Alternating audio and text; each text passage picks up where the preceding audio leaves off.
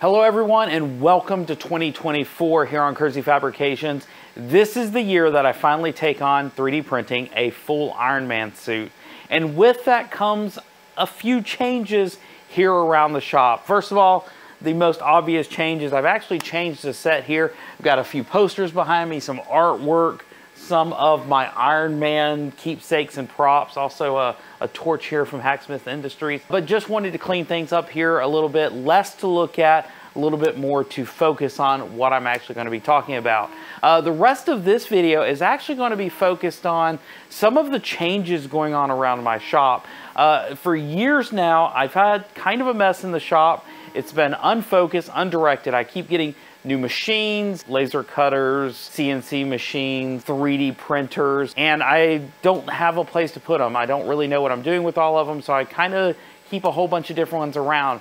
But this is the year that I actually wanted to focus a lot more on what I would be doing in my shop. But never fear, this obviously does not mean I'm leaving 3D printing behind. It actually means I'm going to focus more on the practical side of 3D printing, but I'm going to focus on what it's like actually using these machines to actually print things.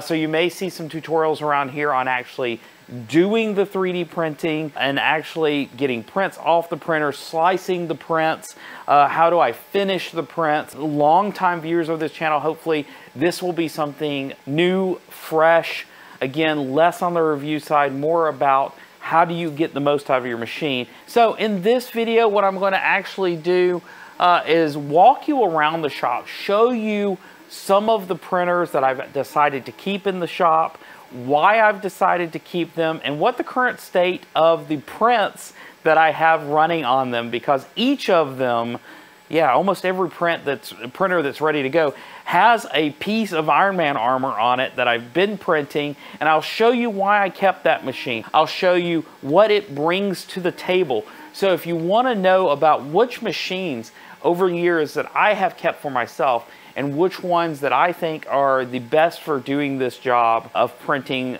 sort of large props, large statues, that kind of thing, that's what you're going to get in this video. Please stay tuned till the end of this video where I have a big announcement about a new YouTube channel, a new focus on some of my work, and where some of you that have been interested in the software development side of things, adding really cool tech to your 3D prints, where you guys can go and find that information specifically from me. I am an embedded firmware engineer by trade, and so I really want to start sharing that side of me. But for all of you that just came here for the 3D printing, I want to keep that here on this channel, and I'll talk to you about that new channel at the end of this video. So let's go ahead, let's start walking around the shop and showing you what I have going here. So it just seems wrong to not start this video with the printer that's kind of built the channel. This is, of course, my Ender 5 Plus.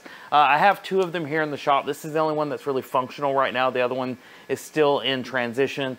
But this is my tried and true machine. This is the one that I've done all of the mods to.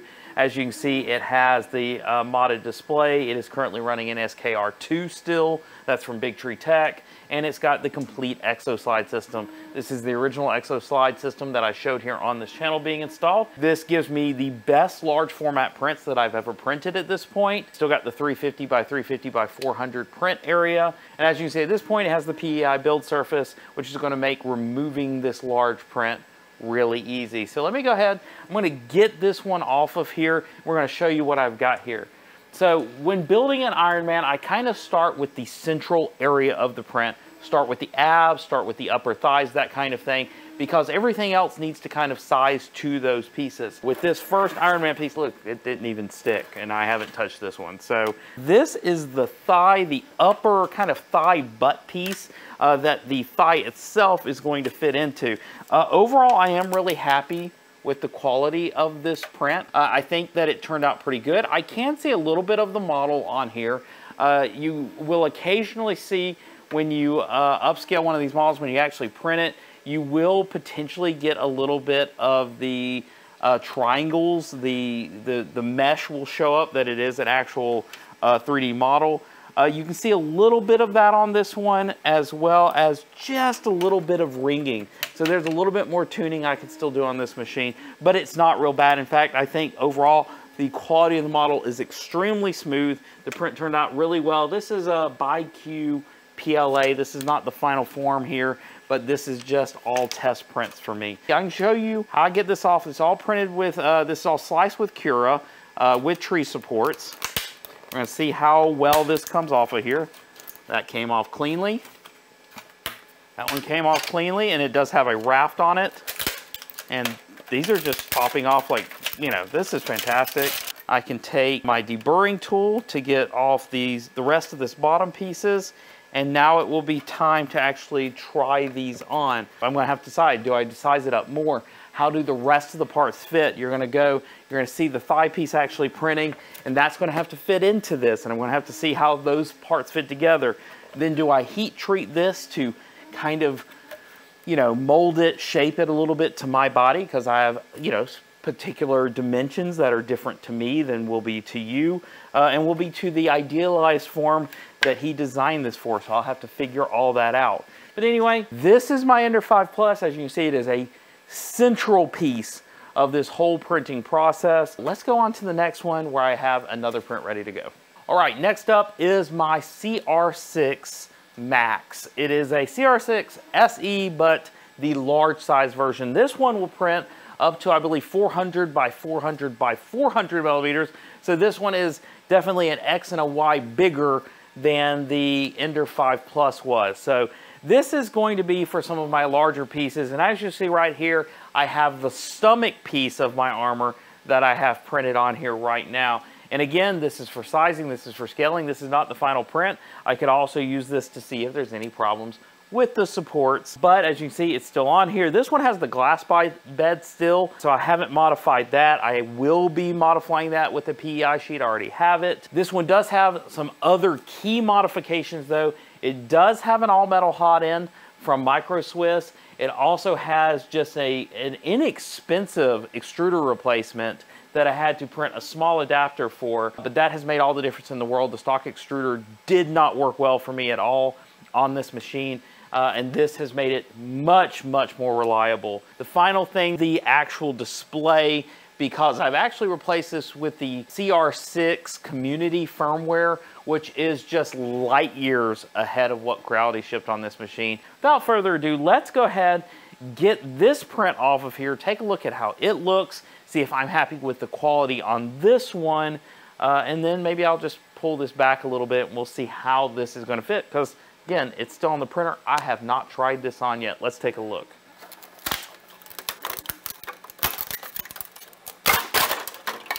All right, that came off pretty well for glass.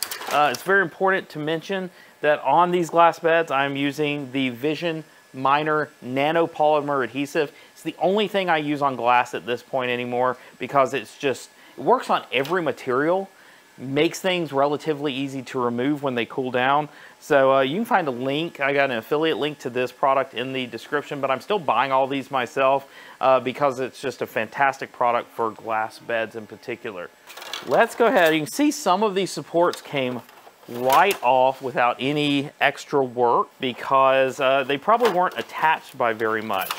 This print took about 3 days, 14 hours to print, and that's important because the entire process is pretty time consuming to print an entire Iron Man suit. But you can see the removal of these tree supports out of Cura are just, I mean, it's just coming off without any problems. This I'm a little worried about here because if I'm not careful, I could snap this off instead of actually getting the supports off of here, and I definitely don't want to do that. The rest of these are pretty safe, and as you can see, all of them came off of the front really, really well. My guess is that these are going to be pretty easy to remove, and yep, they were. Pull these off. And so that leaves pretty much just these up here at the top. So I'm just going to carefully remove it. If I break it, I break it. Again, this is part of the learning process. Seems like it's coming off. If I need to, I'll also get a tool or actually remove these kind of in pieces, just like that. So these larger chunks are now out of my way, and now I can kind of work on trying to remove these separately. The more I can get off in one piece, the better. All right, we're gonna see if these are enough to do the job. Again, these tiny snips are really good when you wanna get between your print and your support, and you can kind of use them to cut away. Acts as a pry as well as a cut.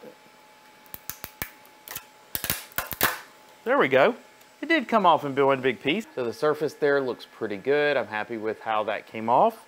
I will use those settings again. The surface underneath the crotch area, there we go. That also looks pretty good. So here is the front of this, and it looks really good. I'm happy with the quality overall. The layer lines are somewhat visible. It's not as clean as my Ender 5 Plus's layer lines, but overall, it's not bad at all. There was a little bit of a shift here that will be a little bit more trouble to clean out, so I'm gonna have to look at that when I slice my next one. Do I want to add some supports to this area just in case it's presenting a problem? But overall, other than that, I don't see any noticeable difference. Maybe slow it down just a little bit if that's presenting the layer lines, but that will just have to be something that I test. Materials will matter, as well as time, speed, heat, all that kind of stuff. So let me back this up a little bit. But I will say it's not bad. I won't really know until I also try to print a back piece here whether this gap is going to be too much, and maybe I need to increase the overall width of the armor in this direction, which might be, I might have to do that. It looks pretty good though in terms of this is how wide I am. This is about how tall I am. There's going to be a chest piece that goes over here. So overall, this is very close to what I will want for a final size. As I print the rest of my test pieces, the back of the stomach will be the next piece going on this machine, and then we will see how they come together from a sizing perspective before I print the final versions of these. But I'm happy with this. Came out very nice. Let's go ahead. Actually, you know what I want to do? See this machine down here? It's a real important part of the fleet. It's not as fancy, but let's take a look. So as I mentioned, we went right below the machine that we were just looking at to the lower shelf, and this is my original Ender 5, which, let's be honest, it's still the best printer I own in terms of printing smaller, finer, higher quality parts. It's just been really optimized. It's got my custom linear rail system on here. Still running the same extruder system, but with just a all metal hot end so I can print whatever materials I want on it. But other than that, I've replaced the bed. It's obviously got a new board in it with my firmware. But mechanically, this made all the difference in the world, and I still love this machine. I'll show you some of the parts here in just a second to demonstrate what I'm talking about in terms of quality. But what I've been doing on this one is there are some finer parts of the armor, such as the knee. The knee has a bunch of components, but they're very small components. I want those printed very high quality because it means I'll have less finishing work to do on them. And so a small machine like this is great for those smaller parts. So what I have on here right now, again, comes right off because of that PEI sheet. But these are some of the detail side of the knee pieces. Again, pulling these pieces off with the supports. Not a whole lot of work, but I do have the brim on here that has to come off. But I do want to show you, this is one of the parts that just came off of here. Hopefully you can see the quality. It's a little dark down here, but there I can get some shadow on it. I mean, you still see there's a little texturing. Happens on almost every part, particularly if they're particularly glossy. Those are those. The supports remove really well. When I first started 3D printing, I hated supports, and they've come so far from a slicer perspective and from me just knowing how to tune the printer properly that I'm really happy with how the supports come off these days. They don't scare me anymore. But besides those, I have a couple of kneecap pieces that are even nicer than those because they have less texture and detail on them, and these are extremely smooth parts. Really love how those came out. And then we have some other detail pieces right here, which also came out extremely well. I can't wait to sand these down a little bit. The build of the knee, I need to mechanically figure out how to put this together, because when you build a lot of things like this, they don't actually tell you how to rig the suit. How are you going to make this work? How are you going to make it bend with your body? So these knee pieces, I have to figure out on my own. I need to get all of that leg done, that knee done, try to assemble it and see how it's going to move on my body. I'll be sharing all of that with you in future videos. But again, having a small printer like this one as part of your fleet is really nice. The large printers can do this kind of work, obviously, but you're heating up a much larger bed that you don't want to have to heat up. It uses a lot of power. And sometimes they just aren't as good at the finer quality. Some are, some aren't. You know, the 400, the 350, the 500 beds aren't as good for this detail work. So having a smaller printer, whether it's something like this or whether it's an Ender 3, whatever your favorite small printer is, something inexpensive, are great for small pieces like the knee. So I think I have 2 more printers I'm going to show you today. Let's go take a look at the next to last one. All right, so the biggest machine in the fleet by far is this Comgrow T500. This is a massive 500 by 500 by 500 print area. As you can see, it's the big boy here, and I'm still trying to decide if it's going to remain a part of the fleet. It's had some technical issues that I've had to fix. Everything from a dead fan to a broken extruder to some bad wiring that I had to replace. So this one I've already put a little bit of work into. I'm still trying to decide if I'm happy overall with the print quality on this one because it's a bit hit and miss. But you can't deny having a machine this big when it comes to printing large props or cosplay or models, whatever you want to print on it, is just a nice thing to have. And sometimes there are a few trade-offs when you're printing something this big, particularly if you don't want to spend just an enormous amount of money on it. So this is the largest machine I have for now. Again, what you see on here is another piece of the Iron Man armor. This is one of the thigh pieces. I believe this is my right thigh. It mates up directly to that one I was showing you earlier, which is the hip piece. This one right here is about 77% done. I'm almost through a full spool of filament. I'm not sure if I'm going to have to add another spool to finish this one up. I forgot to check the slicer to see exactly how much it said it was going to do. And I'm just hoping and crossing my fingers that the filament runout sensor works properly, because it's been a bit flaky. Last time it ran out, it didn't work. Every other time I've ever used it worked fine. So hopefully that won't be a problem. So obviously, I can't show you this one right now. It's not done yet, but you'll see it in a future video as I'm talking about more about sizing prints and things like that. Overall quality on this one's pretty good. I can't complain a whole lot. As I look really closely on it, I can complain about some of the texture. It's not as smooth. It's got a little bit of ringing, even though I've run the input shaper on here. But obviously, the only complaint you probably can see on here is there's just a ton of stringing on here. So I obviously need to do a little bit more optimizing on my retraction settings and hopefully clear all that up, because I haven't seen that on this machine before. So I'm not 100% sure if it's the retraction settings, if it's the filament I'm using. I'm not sure. And I guess it's time to go on to the final printer in this lineup, which is right behind me. It's this FLSUN, but I am going to readjust the camera and we'll talk about what I use this machine for. All right, so first of all, I'm sorry if you can't see this printer very well. I'm clearly not set up to film everywhere in this shop yet, so I'm still working all of those details out. But this is my FLSUN V400. It is an extremely fast, extremely reliable, and extremely accurate and just high quality machine. This is probably one of my favorite machines that I get to use. The motion on this machine, the accuracy on this machine. This is a direct drive extruder on this one, and it just does a fantastic job. This one does not have as big of a build volume. I don't remember exactly. I think it's a 300 millimeter diameter. Don't hold me to that. I'll put it up here on the screen again. But I think it's a 300, and it's got a lot of height to it. So I think this will be a fantastic piece to print arms and legs and things like that on.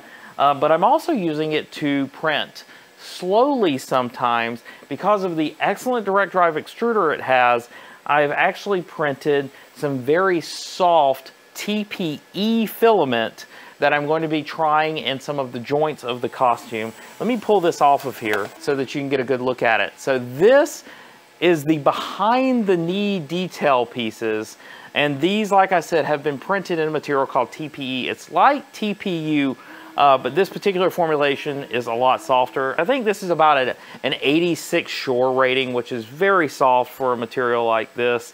Let me go ahead and get it off the bed. I have not pulled this off, so I have not even seen what the printed part is like. Let me show you the supports on this one. These were custom supports that I had to come up with because I did find out doing some test prints of this that if it could move too much, this really messed up the quality of the print.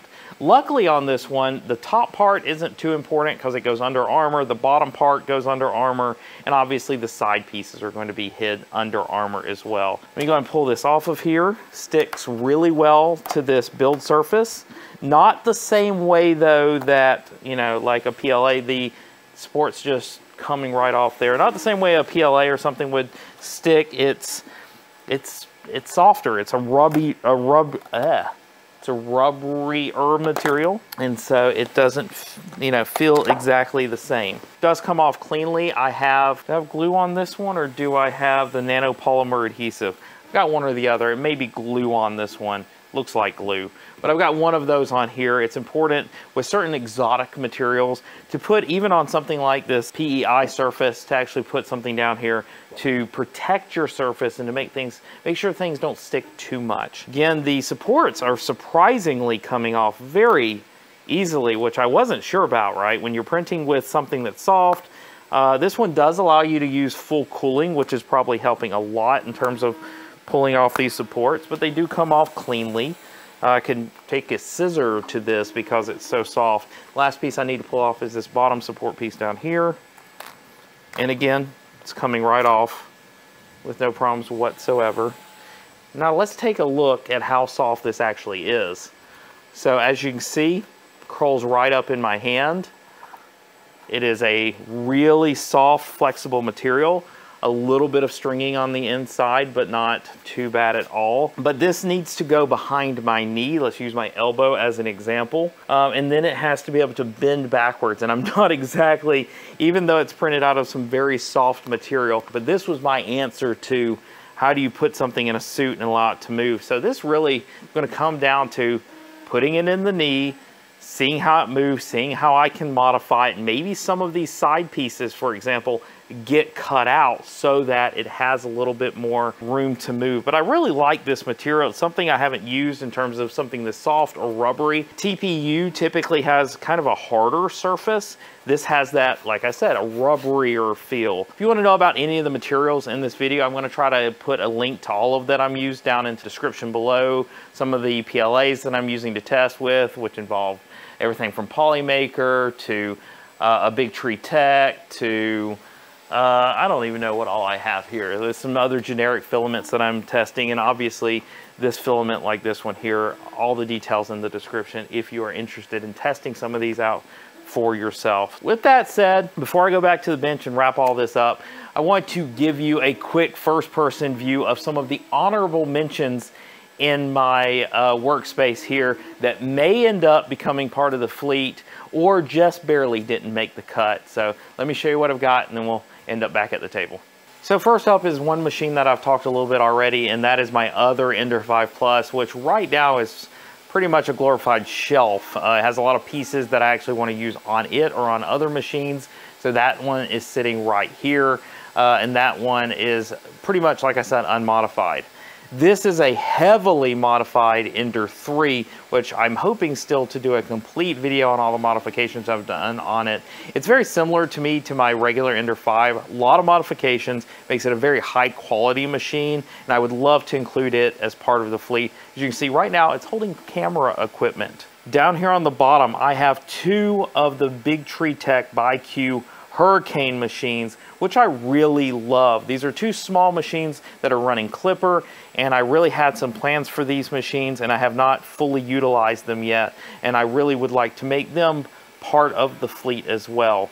And two more machines that are sitting here on the floor just to get them out of my way. I've got my original Ender 6, which I was doing a lot of fantastic prototyping on this machine.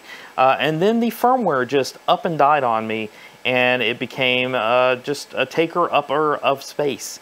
And so that is down here on the floor, not doing much. It needs to be refurbished. Again, one more machine. I've got the CR-6 here, which needs modifying with the second Z-rail, or the second Z-screw, I should say, because it would be another fantastic machine to have here. It's a good size, would print helmets great, good quality on this. A lot of people love the CR-6. I don't think this one is going to end up making the cut. Again, there's a lot of great machines and no place to put this one. Finally, this is a machine that did make the cut, but I'm not going to be talking about it in this video, and this is my Sonic Mega 8K by Phrozen, and it is just, I mean, it's literally the best resin machine that I have ever used, and obviously you can't help but to love the print volume on this one. It's got, I think, like a 17-inch screen in it, and it is an amazing machine. I have my current wash and cure machines here, which are going to be replaced with bigger units from Phrozen, and this is the machine that I use for detail pieces that I don't want to have to do a lot of sanding on, and you know, it can print just highly detailed parts. And I've got a lot of resins here, engineering grade resins that I've used in the past, which work great. And Phrozen has sent me some great resins to test out.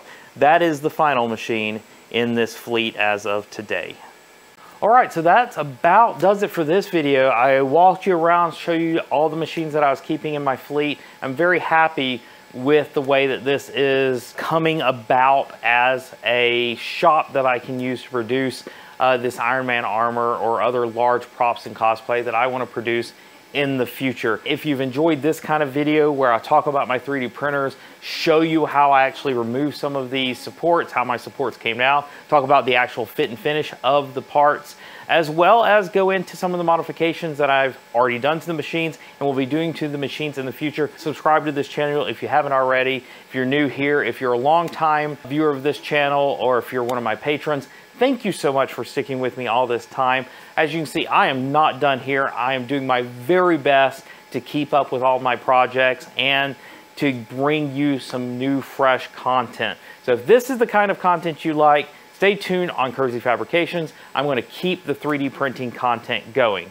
With that being said, though, I am learning that the YouTube algorithm does not particularly know what to do with my content when I stray from the 3D printing content that I've been doing for like 5 years now. When I do the Iron Man content, when I do electronics projects, it's not used to that kind of content on this channel, and it really doesn't share it correctly. I'm not getting the viewership I want, and I'm not 100% sure what the crossover is with you guys either that have been here for this whole 3D printing journey of mine. So what I've done for all that kind of content is I've created a brand new YouTube channel called the Oasis Project. So what is Oasis, and what are you going to be able to find over there on that channel? Well, for some of that, you're going to have to wait a little bit longer. I am going to obviously include the link, hopefully up in one of these corners, as well as in the description, so that you can go ahead, go over to that channel, subscribe to it. I've started putting up shorts there just to kind of wet your whistle, to bring some of my old content over there as short form content. And again, that's just to get the channel going. So if you're interested in that new channel, please follow the links to the Oasis Project right here on YouTube. And that's where I'm going to be posting that new kind of content. New kind of content like electronics project, coding, embedded development. How am I going to build an Iron Man suit? What all is it going to be able to do? And how am I promising you that it is going to be the most advanced Iron Man and cosplay in general system that has been built before?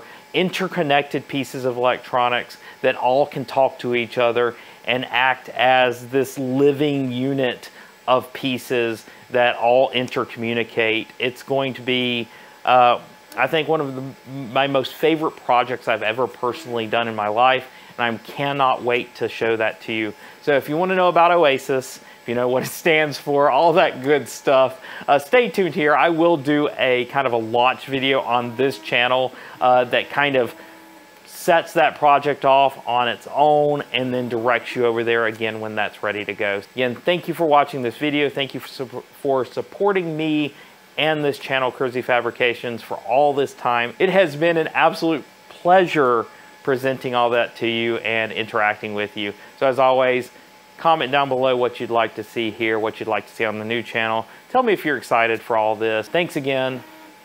Again, videos here. This has been Kersey Fabrications. I'm Chris, and I will see you next time. Thanks for watching.